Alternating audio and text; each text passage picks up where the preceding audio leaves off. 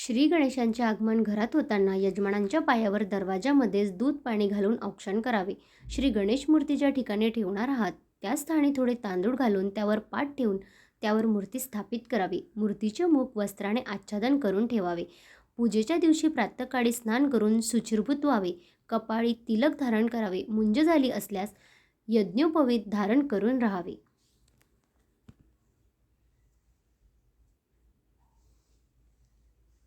घरच्या देवतांची पूजा करून घ्यावी. शक्यतो त्याशिवाय इतर पूजाविधी करू नयेत. पूजा घरच्या पुरुष मंडळींनीच करावी. महिला वर्गावर हा भार टाकू नये. आता मूर्तीवर आच्छादन केलेले वस्त्र काढून ठेवावे. शक्यतो मूर्तीच्या उजव्या बाजूला समई निरंजन उदबत्ती कापूर आदीची योजना करावी. पूजा करताना आपले मुख पूर्वेकडे राहील अशी योजना असावी. म्हणजे देव आपल्या समोर पूर्वेला, पश्चिमेकडे म्हणजे आपल्याकडे तोंड करून ठेवावेत. हे जमत नसल्यास या उलट चालेल, पण शक्यतो दक्षिणोत्तर नकोत.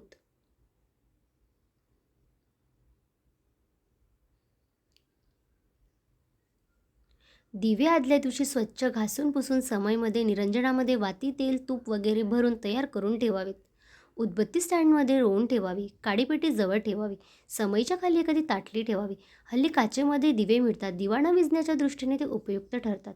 जमल्यास ते दिवे वापरावे. त्यामध्ये तेल तूपही भरपूर वेळ राहते. दिव्यांना गंध, हळद, कुंकू लावून ठेवावे. विड्याची 2 पाने, त्यावर सुट्टे पैसे, त्यावर सुपारी याप्रमाणे 5 विडे तयार करावेत. देवाच्या कुठल्याही बाजूला किंवा दोन्ही बाजूंना मिळून असे विडे ठेवावेत. विड्यांजवळ 2 नारळ फळे यांची योजना करावी. शक्यतो देवासमोर ठेवू नयेत. पूजा करताना अडचण होते. या विड्यांवरच अक्रोड, खारीक आदी पंचखाद्य मांडून ठेवावे.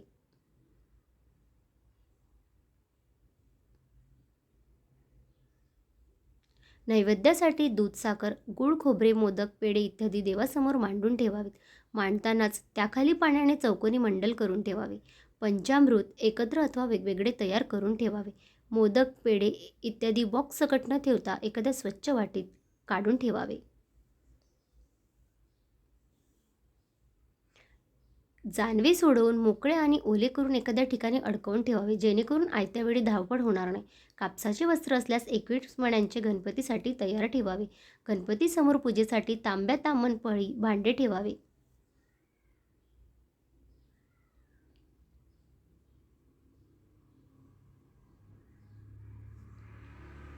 यजमानांनी शक्यतो सोहळं उपरणं असा पोशाख करावा. नसल्यास धोतर किंवा स्वच्छ धूत वस्त्र परिधान करावे. हात पुसण्यासाठी एक स्वच्छ रुमाल जवळ ठेवावा. बसायला किंवा उभे राहायला एक आसन असावे.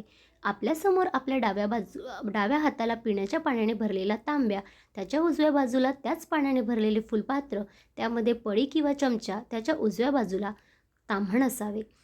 एका मोठ्या ताटामध्ये आणलेली सर्व प्रकारची फुले थोडीच काढून घ्यावीत. जमल्यास प्रत्येक प्रकारची फुले वेगळी मांडून ठेवावीत. ताटात फुलांची फार गर्दी करू नये. लागली तर परत घेता येतात. त्रिदल दुर्वांच्या 21 दुर्वांच्या 5-6 जोड्या तयार करून ठेवाव्यात. 3 पानांचा आणि छिद्र नसलेल्या पानांची 7-8 बेलपत्रे असावीत. तुळस अगदी मोजकीच असावी. शमी असल्यास जुडी सोडून मोकळी करून ठेवावी. देवाला घालावयाचे काही दागिने असतील तर ते मोकळे करून ठेवावेत. गुरुजींनी पूजा सांगून झाल्यावर ते दागिने देवाला घालावे किंवा आधी घालून ठेवले तरी काही हरकत नाही. हळदी, कुंकू, गुलाल, शेंदूर, बुक्का, केशर, अष्टगंध पावडर हे छोट्या वाट्या अथवा द्रोण यामध्ये मोजकेच काढून ठेवावे. ही सगळी तयारी करताना आपल्या उजव्या बाजूला असावी. फुलांचे ताटही उजव्या बाजूलाच असावे. पूजा सुरू झाली की कोणी नातेवाईकांना फुलपात्रात गरम पाणी आणून देण्यास सांगावे. सगळ्यात महत्त्वाची सूचना, पूजा करताना अतिशय श्रद्धेने सावध चित्त होऊन पूजा करावी. पूजेव्यतिरिक्त इतर ठिकाणी लक्ष देऊ नये. पूजा करताना मोबाईलचा अडथळा असू नये. यानंतर पूजा झाल्यावर लगेच किंवा दुपारी भोजनपूर्व देवाला महानैवेद्य दाखवून यथाशक्ती आरती करावी. संध्याकाळी आरती करायच्या आधी पुन्हा देवाला हळद, कुंकू, गंध, फुलं, दुर्वा वाहाव्यात. उत्तर पूजेच्या दिवशी बाप्पासमोर दूध पोहे अथवा दही पोहे अशी शिदोरी द्यावी. घरी आरती केल्यावर सगळ्यांचा देवाला नमस्कार करून झाल्यावर देवाच्या मस्तकी उत्तर पूजेच्या अक्षिदा व्हाव्यात. श्री गणेश सर्व भक्तांचे मंगल करू. शुभम भवतु. गणपती बाप्पा मोरया. पुढच्या वर्षी लवकर या.